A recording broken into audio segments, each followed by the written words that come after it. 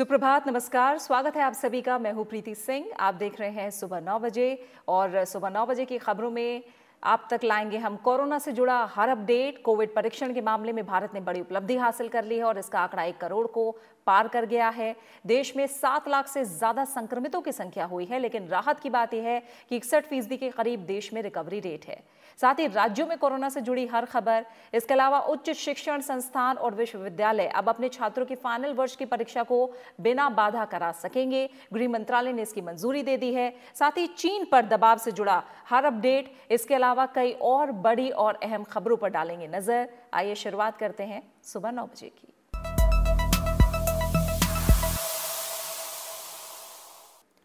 देश में कोरोना संक्रमण का पता लगाने के लिए जांच के काम में लगातार तेजी लाई जा रही है। कोविड परीक्षण के मामले में भारत ने बड़ी उपलब्धि हासिल कर ली है और इसका आंकड़ा 1 करोड़ को पार कर गया है। सोमवार तक कुल 1,35,525 कोरोना नमूनों का परीक्षण हो चुका है। देश भर में परीक्षण प्रयोगशालाओं के नेटवर्क के लगातार विस्तार से ही ये उपलब्धि संभव हुई है। केंद्रीय स्वास्थ्य मंत्रालय ने कहा है कि देश में अब कोविड संक्रमण की जांच करने वाली 1105 प्रयोगशालाएं काम कर रही हैं, जिनमें 788 सरकारी और 317 निजी हैं। कोरोना महामारी से प्रभावी ढंग से निपटने के लिए सरकार ने टेस्ट, ट्रैक और ट्रीट की रणनीति अपनाई है, ताकि महामारी का जल्द से जल्द पता लगाकर रोकथाम के लिए उचित कदम उठाए जा सके। सरकार ने कोविड-19 परीक्षण क्षेत्र में आत्मनिर्भरता हासिल करने के लिए आवश्यक उपकरणों और सामग्रियों को विकसित करने के लिए स्वदेशी निर्माण को बढ़ावा दिया है। आईसीएमआर कोविड-19 परीक्षण के लिए नई प्रयोगशालाओं RT-PCR kit, Truenat test, CBNAAT test को मंजूरी देकर अपनी सुविधाओं में निरंतर वृद्धि कर रहा है। साथ ही कंटेनमेंट जोन में कोविड-19 की जांच के लिए रैपिड एंटीजन टेस्ट किट का प्रयोग भी किया जा रहा है। आईसीएमआर ने देश के विभिन्न हिस्सों में परीक्षण की पहुंच और उपलब्धता को बेहतर बनाने के लिए अतिरिक्त परीक्षण विधियों को शामिल करने का भी सुझाव दिया है। इस बीच देश में कोरोना संक्रमण के कुल मामले 7 लाख के पार पहुंच गए हैं। इसके साथ ही भारत कोरोना से सबसे ज्यादा प्रभावित देशों की सूची में रूस को पीछे छोड़कर अमेरिका और ब्राजील के बाद तीसरे स्थान पर पहुंच गया है। हालांकि केंद्र सरकार की ओर से राज्यों और संघ शासित प्रदेशों के साथ मिलकर कोविड-19 की रोकथाम और प्रबंधन के लिए उठाए जा रहे कदमों से स्वस्थ होने वाले मरीजों की तादाद में भी लगातार बढ़ोतरी हो रही है। सोमवार को जारी आंकड़ों के मुताबिक रिकवरी रेट बढ़कर 60.86% हो गया है और अब तक 4,24,432 कोरोना मरीज स्वस्थ हो चुके हैं। कोरोना रोगियों के ठीक होने और सक्रिय मामलों के बीच का अंतर 1,71,000 से ज्यादा हो गया है। 21 राज्यों और केंद्र शासित प्रदेशों की रिकवरी रेट देश की औसत दर से ज्यादा है। इसमें उत्तर प्रदेश, दिल्ली और गुजरात भी शामिल हैं। स्वास्थ्य मंत्रालय का कहना है कि राज्यों और केंद्र सरकार का सम्मिलित प्रयासों से रिकवरी रेट बढ़ाने में सफलता हासिल हुई है। स्वास्थ्य और परिवार कल्याण मंत्रालय ने टेस्टिंग बढ़ाने, अच्छे तरीके से कॉन्ट्रैक्ट ट्रेसिंग और सही समय पर क्लिनिकल मैनेजमेंट पर जोर दिया है। सरकार के मुताबिक देश में पॉजिटिविटी रेट 6.73% है। कई राज्यों में राष्ट्रीय औसत से कम कोविड-19 पॉजिटिविटी रेट है। इसमें पंजाब का पॉजिटिविटी रेट 1.92% है। वहीं गोवा का 2.50 और राजस्थान 2.51% है। इन राज्यों का प्रति 10 लाख संख्या पर टेस्ट भी राष्ट्रीय औसत से अधिक है। वहीं तेलंगाना और महाराष्ट्र का पॉजिटिविटी रेट देश में सबसे ज्यादा है। वहीं दिल्ली में कोरोना वायरस के मरीजों की संख्या 1 लाख के पार हो चुकी है। दिल्ली में अब तक 1,08,23 कोरोना वायरस के मरीज सामने आ चुके हैं। पिछले 24 घंटों में 1,379 नए कोरोना मरीजों की पुष्टि हुई है। साथ ही 48 लोगों की मौत भी हुई है। इसके साथ ही दिल्ली में अब तक कोरोना वायरस के कारण 3,115 लोगों की मौत हो चुकी है। वहीं दिल्ली में अब तक कोरोना वायरस के 72,088 मरीज स्वस्थ हो चुके हैं। दिल्ली में फिलहाल कोरोना वायरस के 25,620 एक्टिव केस हैं। वहीं दिल्ली सरकार ने शहर के कंटेनमेंट जोन में डोर टू डोर किया जाने वाले हेल्थ सर्वे का काम पूरा कर लिया है। सर्वे के दौरान 3.68 लाख लोगों को शामिल किया गया। एक अधिकारी के मुताबिक 445 निषिद्ध क्षेत्रों में 1.66 लाख से अधिक एंटीजन टेस्ट किए गए। गौरतलब है कि केंद्रीय गृह मंत्रालय ने 29 जून को कहा था कि शहर में चलाए जा रहे अभियान की तरह ही सभी कंटेनमेंट जोन में 6 जुलाई तक प्राथमिकता के आधार पर घर घर जाकर सर्वे किया जाएगा। शुरुआत में कंटेनमेंट जोन में इस सर्वे को पूरा किया जाने के लिए 30 जून की समय सीमा तय की गई थी। वहीं दिल्ली के उपराज्यपाल अनिल बैजल ने राज्य स्वास्थ्य विभाग को राजधानी में कोरोना से संबंधित मृत्यु दर घटाने के लिए आवश्यक कदम उठाने को कहा है। वहीं दक्षिण पश्चिम दिल्ली प्रशासन ने अपने उस आदेश को वापस ले लिया है जिसमें 3 होटलों को कोरोना के हल्के लक्षण वाले मरीजों के केयर सेंटर के रूप में स्थापित किया गया था। दूसरी तरफ महाराष्ट्र में हर दिन कोरोना के कम से कम 5000 मामले सामने आ रहे हैं। पिछले 24 घंटे में ही कोरोना के कुल 5368 नए केस सामने आए हैं। अब महाराष्ट्र में कुल कोरोना संक्रमितों की संख्या 2 लाख के पार हो गई है। राजधानी मुंबई में ही पिछले 24 घंटे में कोरोना के 1200 संक्रमित मामले पाए गए। इस बीच महाराष्ट्र में कोरोना वायरस के कारण लगे लॉकडाउन में छूट देते हुए राज्य सरकार ने होटलों और अन्य संबंधित संस्थानों को 33% क्षमता के साथ परिचालन की अनुमति देने का फैसला किया। कंटेनमेंट जोन से बाहर होटल, अतिथि गृह और विश्राम गृह जैसे संस्थान 8 जुलाई से खुल सकेंगे। शॉपिंग मॉल में स्थित होटलों को खोलने की अनुमति नहीं होगी। वहीं कर्नाटक सरकार ने 100 से ज्यादा यानी 110 फार्मेसियों का लाइसेंस रद्द कर दिया है। इन फार्मेसियों पर ग्राहकों की डिटेल मेंटेन नहीं करने का आरोप लगाया गया है। जिन फार्मेसियों का लाइसेंस रद्द किया गया है वो इन्फ्लुएंजा जैसी बीमारियों और गंभीर तीव्र श्वसन बीमारियों, खांसी, छींक और बुखार से संबंधित दवाइयां बनाती हैं। कोरोना के प्रसार को रोकने के लिए असम में जोरहाट म्युनिसिपल बोर्ड के तहत आने वाले क्षेत्रों में 9 जुलाई शाम 7 बजे से 15 जुलाई तक पूरी तरह लॉकडाउन लागू किया जाएगा। साथ ही इस आदेश में पूरे जिले में सभी साप्ताहिक बाजार बंद रहेंगे। अरुणाचल प्रदेश की राजधानी ईटानगर में कल 5 बजे से 1 सप्ताह के लिए लॉकडाउन लागू हो गया। कोरोना के बढ़ते मामलों को देखते हुए यह फैसला लिया गया है। दूसरी तरफ केरल की राजधानी तिरुवनंतपुरम में भी 1 सप्ताह के लिए लॉकडाउन फिर शुरू किया गया है। पुलिस की कड़ी निगरानी में यहां हाई अलर्ट है। वहीं तिरुवनंतपुरम निगम के सभी 100 वार्ड बंद हैं। साथ ही प्रवेश और निकास मार्ग को छोड़कर शहर की ओर जाने वाले सभी रास्ते बंद कर दिए गए हैं। केवल आवश्यक सेवाओं को अनुमति दी गई है। सार्वजनिक परिवहन सेवाएं और सभी सरकारी कार्यालय भी बंद हैं। जम्मू कश्मीर में जल्द पर्यटन को दोबारा शुरू किया जाएगा। सरकार जल्द ही इसे लेकर गाइडलाइंस और स्टैंडर्ड ऑफ प्रोटोकॉल जारी करेगी। उपराज्यपाल ने कल श्रीनगर में एक उच्च स्तरीय बैठक के दौरान दिशा निर्देश जारी किए हैं।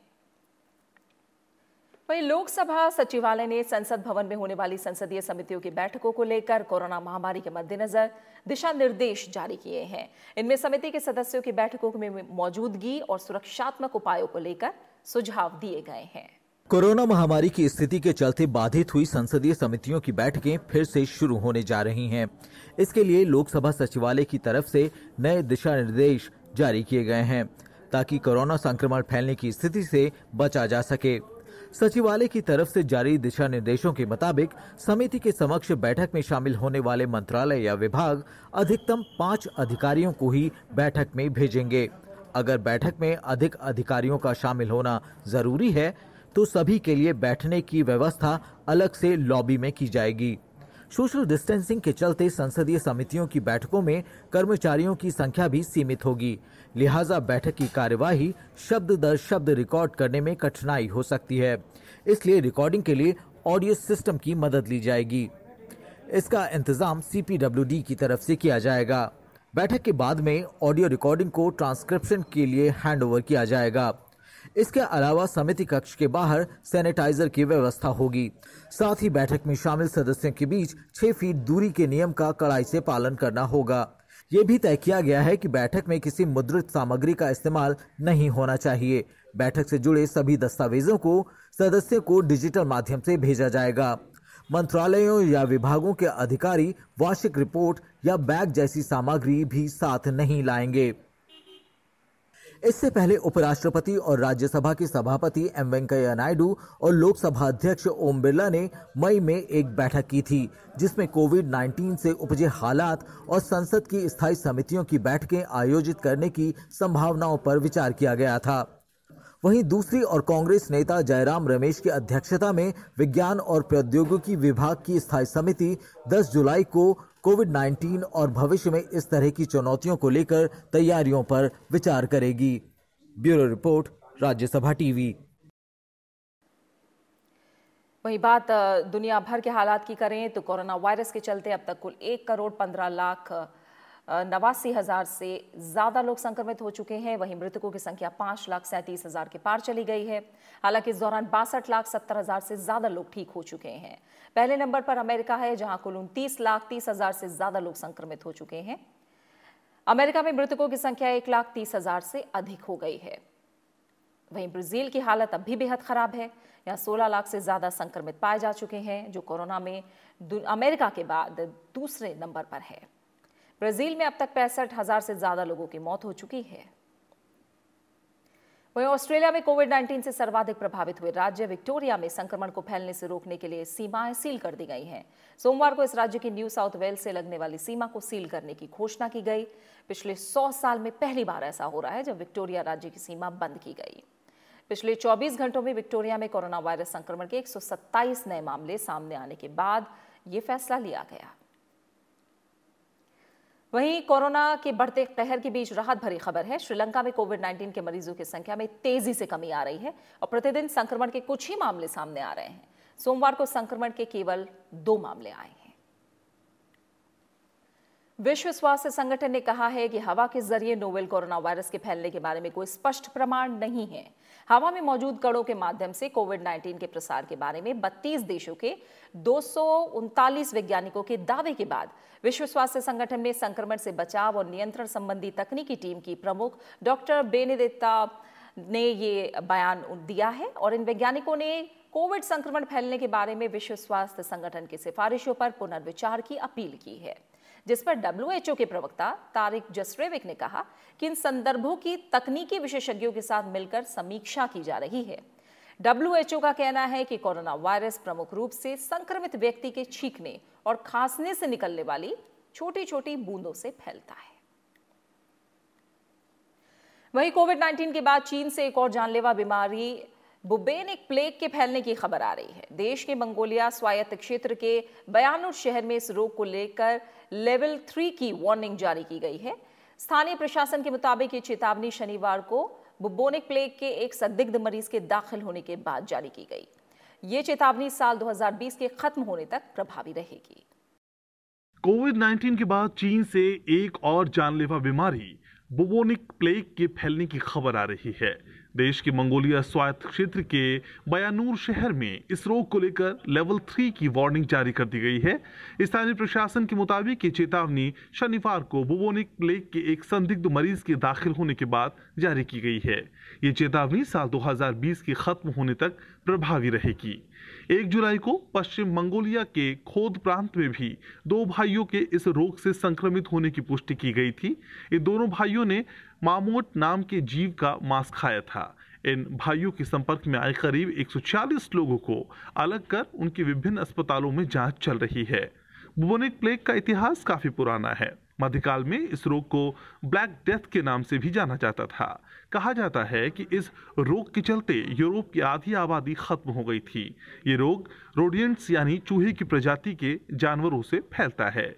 ये बैक्टीरिया जनित रोग बहुत ही संक्रामक होता है और समय पर इलाज न होने पर मरीज की मौत भी हो सकती है। Bureau report, Rajya Sabha TV. खबरों का सिलसिला लगातार जारी है। लौट रहे हैं एक छोटे से ब्रेक के बाद।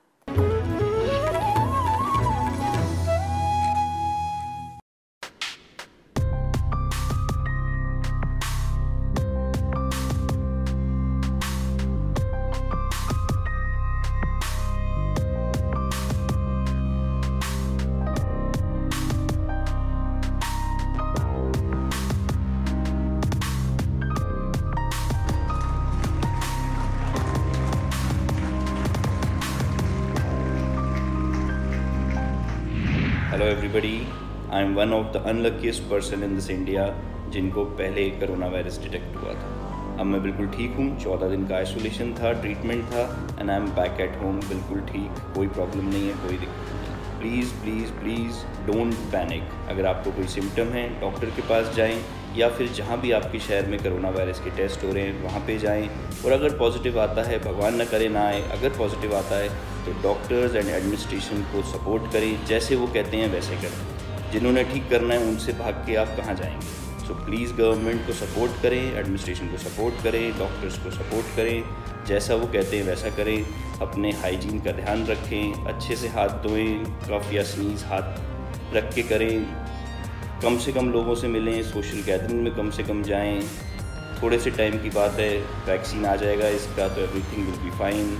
अभी लोग बस इसलिए डरे हुए हैं कि एक नई चीज़ है और वैक्सीन नहीं है, मगर इतनी बड़ी कोई चीज़ नहीं है। ये एक छोटा सा वायरस है, आपके सामने हूँ मैं, बिल्कुल ठीक खड़ा हूँ। सिर्फ उन लोगों को प्रॉब्लम है जिनकी बॉडी में पहले से कोई प्रॉब्लम है, किसी को किडनी की प्रॉब्लम है, किसी को लंग्स की प्रॉब्लम है।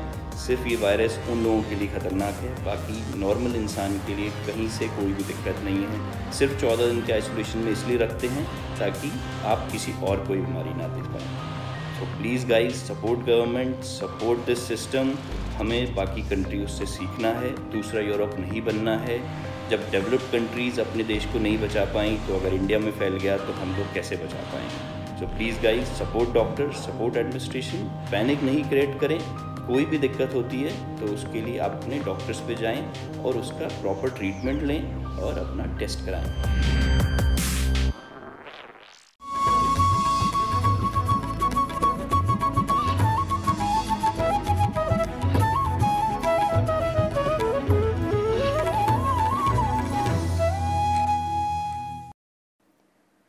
प्रधानमंत्री नरेंद्र मोदी का हाल में किया गया लेह दौरा और चीन को दिया गया कड़ा संदेश असर दिखाने लगा है। भारत चीन सीमा पर तनाव कम करने के लिए पूर्वी लद्दाख में स्थित गलवान घाटी में चीन के सैनिकों ने पीछे हटना शुरू कर दिया है। भारत और चीन के बीच लगातार चल रही बातचीत की प्रक्रिया के चलते भी ये प्रगति हो रही है। भारत सीमा पर मौजूदा स्थिति को लेकर बारीकी से नजर भी बनाए हुए है। पूर्वी लद्दाख क्षेत्र में स्थित गलवान घाटी में चीन के सैनिक पीछे हटना शुरू हो गए हैं। शीर्ष सूत्रों से मिली जानकारी के मुताबिक गलवान घाटी में चीनी सेना 2 किलोमीटर तक पीछे हट गई है। वास्तविक नियंत्रण रेखा क्षेत्र में अस्थायी निर्माण को भी हटाया जा रहा है। 15 जून की रात भारत और चीन के सैनिकों के बीच हुए हिंसक संघर्ष के बाद ये पहला मौका है जब सीमा क्षेत्र को तनाव मुक्त बनाने के लिए प्रभावी कदम उठाए जा रहे हैं। सीमा क्षेत्र के अन्य इलाकों में भी जल्द ही इसी तरह की कार्रवाई देखने को मिल सकती है। सीमा पर स्थिति को सामान्य करने को लेकर देश के राष्ट्रीय सुरक्षा सलाहकार अजीत डोभाल और चीन के विदेश मंत्री वांग यी के बीच रविवार को ही टेलीफोन पर बातचीत हुई थी। इस दौरान भारत और चीन के बीच सीमा पर स्थिति को तनाव मुक्त करने के लिए अपनाई जा रही प्रक्रिया को जल्द से जल्द पूरा करने पर जोर दिया गया। साथ ही ये भी तय किया गया कि दोनों देशों के शीर्ष नेतृत्व के बीच बनी सहमति का सम्मान करते हुए सीमा पर जल्द से जल्द शांति बहाली होनी चाहिए।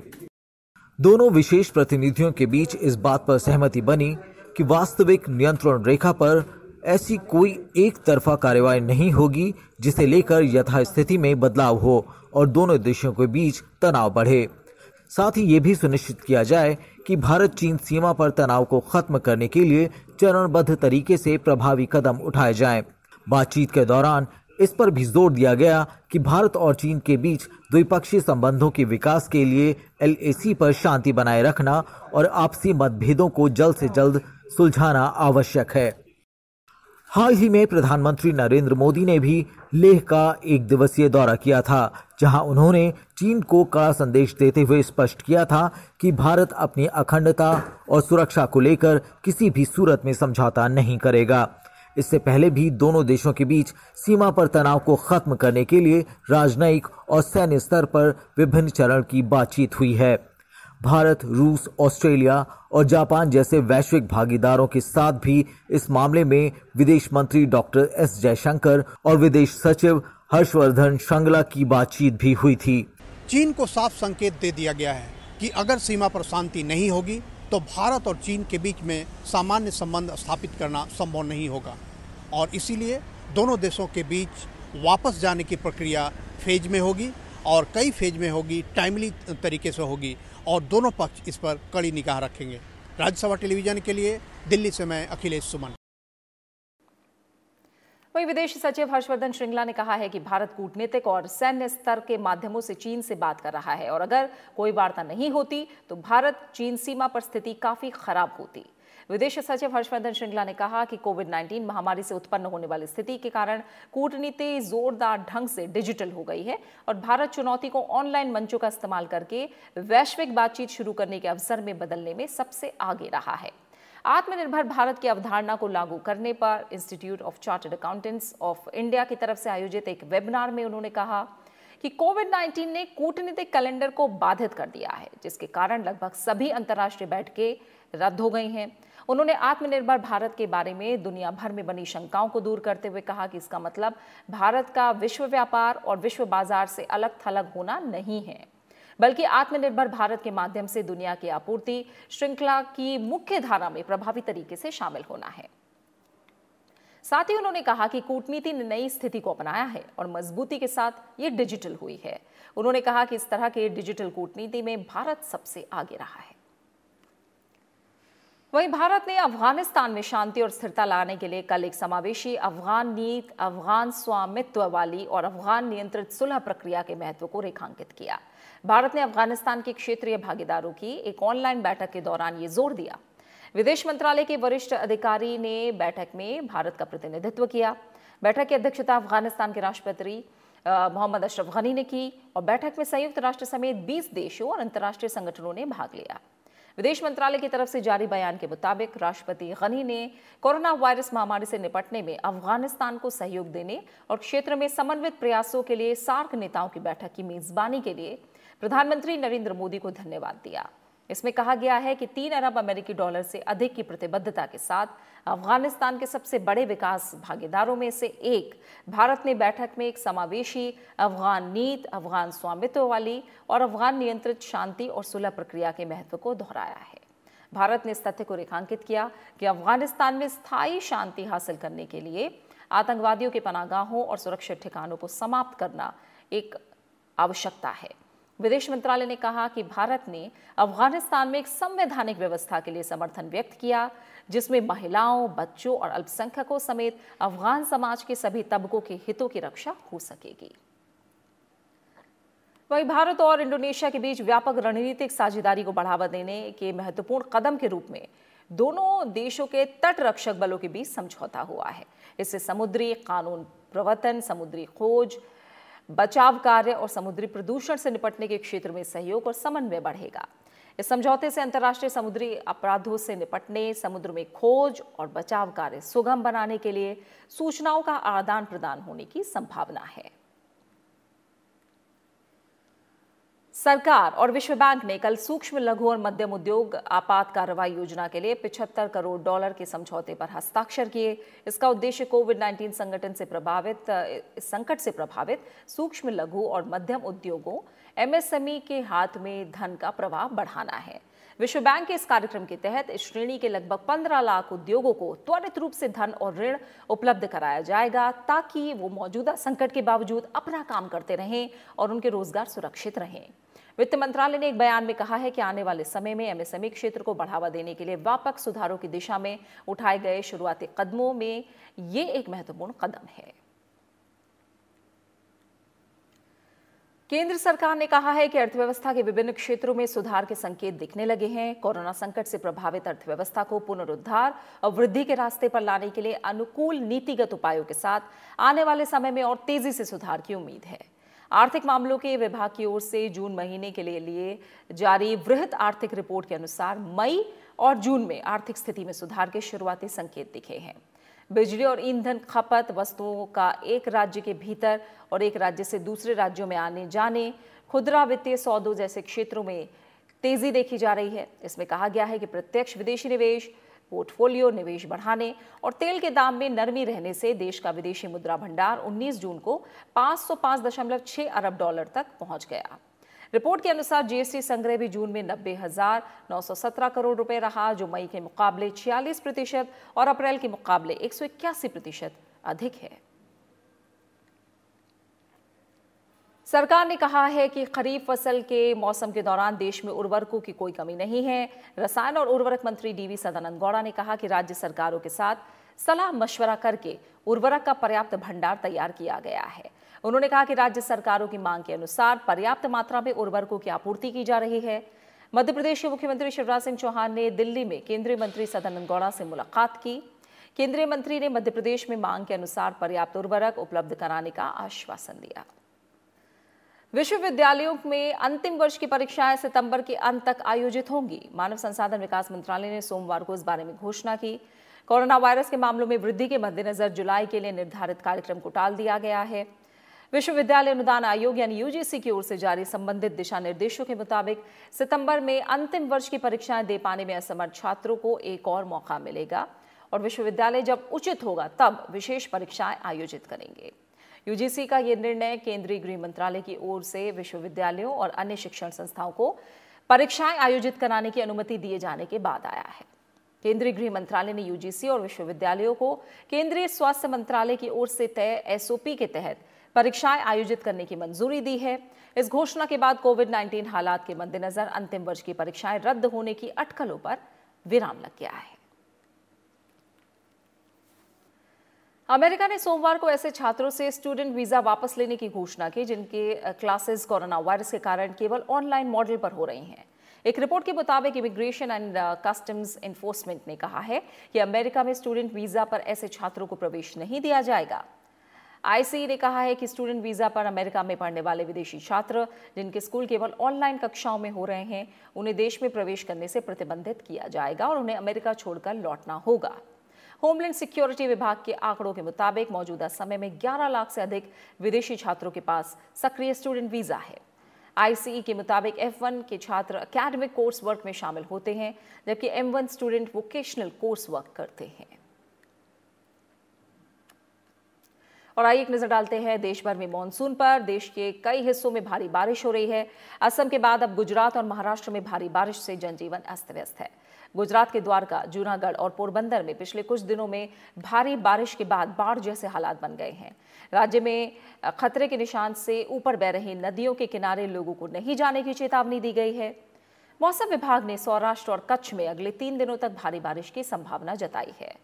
दूसरी तरफ मुंबई और उसके आसपास के इलाकों में भारी बारिश से जल जमाव हो गया है। मुंबई सहित पश्चिमी तट पर अगले 24 घंटों में भारी से बहुत भारी बारिश होने की संभावना है। मौसम विभाग ने अगले 4-5 दिनों में मध्य और पश्चिमोत्तर भारत के कुछ हिस्सों में भारी बारिश की संभावना जताई है। वहीं बिहार के कुछ जिलों में अभी भी भारी बारिश हो रही है, जिससे नदियों का जलस्तर बढ़ गया है। इधर असम में पिछले कई दिनों से जारी भारी बारिश के बाद आई बाढ़ के बाद अब स्थिति में और सुधार आया है। और इसी के साथ फिलहाल सुबह 9 बजे की खबरों में मेरे साथ इतना ही। फिलहाल इजाजत दीजिए और अपना अच्छे से ख्याल रखिए। नमस्कार।